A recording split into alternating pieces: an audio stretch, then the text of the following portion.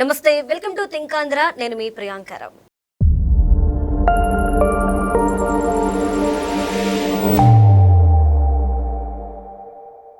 రోజా గారు నిన్న ఒక మాట అన్నారు. ఏపీ ఆడపడుచులంతా సత్యభామ అవతారం ఎత్తి నారావారి నరకాసుర పాలన మీద దండయాత్ర చేయాలి, యుద్ధం ప్రకటించాలి అని. ఈ రోజు చూసుకుంటే గనక వైసీపీకి సంబంధించిన మండల వైస్ చైర్మన్ ఖానం గారు రాజీనామా చేశారు. మరి ఈ రెండింటిని బేస్ చేసుకుంటే ఎలా చూడాలి? నిజంగానే ఇప్పుడు సత్యభామ అవతారం ఎత్తుతున్నారా వారు, లేదంటే వైసీపీ మీదకే వాళ్ళు యుద్ధం ప్రకటిస్తున్నారా? దీనికి సంబంధించి మనతో మాట్లాడడానికి ప్రముఖ పొలిటికల్ అనలిస్ట్ అప్పసాని రాజేష్ గారు ఉన్నారు. ఆయనతో మాట్లాడదాం. నమస్కారం సార్. రోజా గారేమో సత్యభామ అవతారం ఎత్తండి ఏపీ రాష్ట్ర మహిళలంతా అంటున్నారు. ఇటు చూస్తే వైసీపీకి సంబంధించిన ఒక మహిళ ఆవిడ పదవికి రాజీనామా చేసేశారు. ఎలా చూడాలి సార్? ఇప్పుడు వాస్తవంగా వైసీపీ నాయకుడు జగన్మోహన్ రెడ్డి గారి నుంచి వాళ్ళ శ్రేణులందరూ కూడా అంటే వాళ్ళని వాళ్ళు మోసం చేసుకుంటూ ప్రజలను కూడా మభ్యపెట్టే ప్రయత్నం చేస్తున్నారు. జగన్మోహన్ రెడ్డి గారు ఏం చెప్తున్నారంటే, మనం ఓడిపోయి ఎన్నాళ్ళు గడుచుద్ది, అట్లా కళ్ళు మూసుకొని ఇట్లా తెరిచేటప్పటికి 4 ఏళ్ల కాలం గడిచిపోద్ది, మళ్ళీ మనం అధికారంలోకి వచ్చేస్తాం, మనం ఒక్కొక్కరిని ఎరగదీసేద్దాం అని చెప్పని ఆయన చెప్తున్నాడు.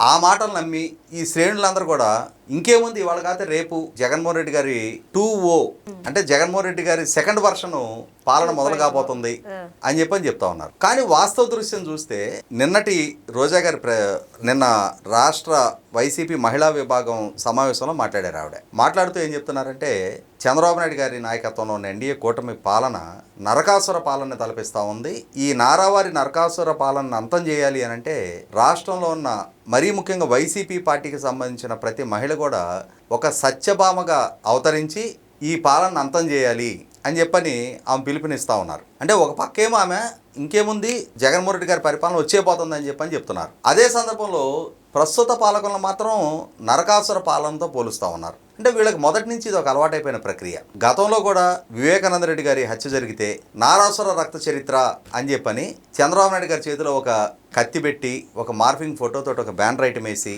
వాళ్ళ కుటుంబంలో వాళ్లే సూత్రధారులు వాళ్లే పాత్రధారులుగా మారి వివేకానంద రెడ్డి గారిని చంపారు అని చెప్పని సిబిఐ నిర్ధారణ చేస్తుంటే వీళ్ళు మాత్రం అది చంద్రబాబు నాయుడు గారి ద్వారా జరిగింది అని చెప్పని చంద్రబాబు నాయుడు గారే వివేకానంద రెడ్డి గారిని హత్య చేయించినట్టుగా ఆ రోజు నారాసుర రక్త చరిత్ర అని చెప్పని బ్యాన్ రైట్ వేశారు. కానీ వాస్తవంగా తర్వాత రోజుల్లో నిజమేంటనేది నిలకడగా అయినా సరే నిర్ధారణ అయింది కదా. నిజం నిలకడ మీద తేలుతుంది అంటారు. వివేకానంద రెడ్డి గారిని హత్య చేయించింది ఎవరు, చేసింది ఎవరు అనేది ఇవాళ రాష్ట్రానికి ఒక స్పష్టత వచ్చింది కదా. సాక్షాత్తు జగన్మోహన్ రెడ్డి గారు తోడబుట్టిన చెల్లెలు, ఆ వివేకానంద రెడ్డి గారి కుమార్తె వాళ్లే బయటకు వచ్చి జగన్మోహన్ రెడ్డి ప్రమేయం ఏంటి, ఎవరెవరి ప్రమేయం ఏంటి అని చెప్పని కొంగుజాచి న్యాయం కోసం అర్థిస్తున్నామని చెప్పని పులివెందుల గడ్డ మీద నిలబడి పులివెందుల ప్రజలకు కూడా విడమర్చి చెప్పారు కదా. జగన్మోహన్ రెడ్డి గారి పాలనలో వివేకానంద రెడ్డి గారి హత్యకి న్యాయం జరగదు, ఆయన పాలనలో ఆయన ప్రభుత్వంలో విచారణకు ప్రతిబంధకాలు కల్పిస్తున్నారు, కాబట్టి విచారణ వేరే రాష్ట్రానికి బదిలీ చేయండి అని చెప్పని వివేకానంద రెడ్డి గారి కుమార్తె డాక్టర్ సునీత గారు సుప్రీంకోర్టుని అప్రోచ్ అయ్యి విచారణ వేరే రాష్ట్రానికి బదిలీ చేసుకున్నారు అని అంటే నీ సొంత ఆడబిడ్డ, నీ ఇంటి ఆడపడుచు, నీ పాలన పట్ల నమ్మకం లేదు, నువ్వు హంతకులను కాపాడుతున్నావు అని చెప్పని నీ మొహం మీద చెప్పి సుప్రీంకోర్టుని అప్రోచ్ అయ్యి విచారణ వేరే రాష్ట్రానికి బదిలీ చేసుకుంది. ఎవరిది నారాసుర పాలన, ఎవరిది నరకాసుర పాలన, ఎవరిది అసుర పాలన?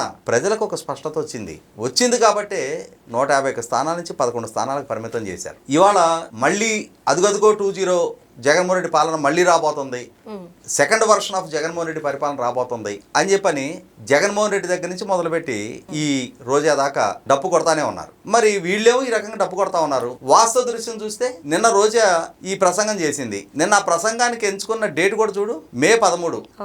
గత సంవత్సరం ఏ ఎన్నికలో అయితే రాష్ట్ర వ్యాప్తంగా ఉన్న కోట్లాది మంది ప్రజలు వాళ్ళ ఓటుని ఈవీఎంలో నిక్షిప్తం చేసి జగన్మోహన్ రెడ్డిని అధికారానికి దూరం చేశారో, ఏ ఎన్నికైతే ఈ రోజాని మాజీని చేసిందో, ఆ ఎన్నిక జరిగిన రోజే నిన్న మీటింగ్ పెట్టి రాబోతోంది 2-0, ప్రతి మహిళ సత్యభామ అవ్వాలి, ప్రతి మహిళ ఈ నారావారి నరకాసుర పాలన అంతం చేయడానికి కంకణం కట్టాలి అని చెప్పని ఆమె పిలిపించింది.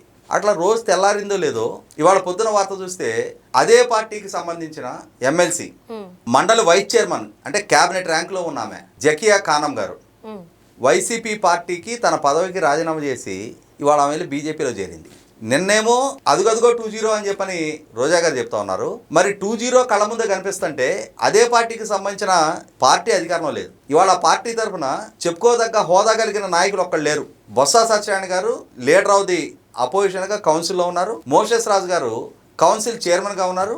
ఈ జకియా ఖానం గారు కౌన్సిల్ వైస్ చైర్మన్గా ఉన్నారు. ఈ 3 పదవులు తప్పిస్తే రాష్ట్రంలో ప్రోటోకాల్ కలిగిన పదవి ఒక్కటి ఆ పార్టీ చేతిలో లేదు. అయినా సరే ప్రోటోకాల్ కలిగిన పదవి ఉన్నా కూడా ఈ పదవి నాకు అవసరం లేదు, మీ పార్టీలో ఉంటే భవిష్యత్తు లేదు, మీ పార్టీకి మళ్ళీ తిరిగి ఎన్నికల్లో నెగ్గే సీన్ లేదు అని చెప్పని ఇంకా బోలెడు పదవి కాలం ఉండగానే జకియా ఖానం గారు ఆ పదవికి రాజీనామా చేసి పార్టీకి రాజీనామా చేసి బయటకు వెళ్ళిపోయింది అని అంటే ఇప్పుడు జగన్మోహన్ రెడ్డి గారు 2-0 దగ్గరలో ఉన్నట్టుగానే మనం భావించాలా? అటువంటి భావనే ఉంటే ఆమె ఎందుకు పార్టీ నుంచి బయటకు వెళ్ళుద్ది? అంటే ఇక్కడ రోజా గారు తన పార్టీలో ఉన్న ఆ స్థాయి నాయకురాలనే కన్విన్స్ చేసుకోలేకపోతుంది.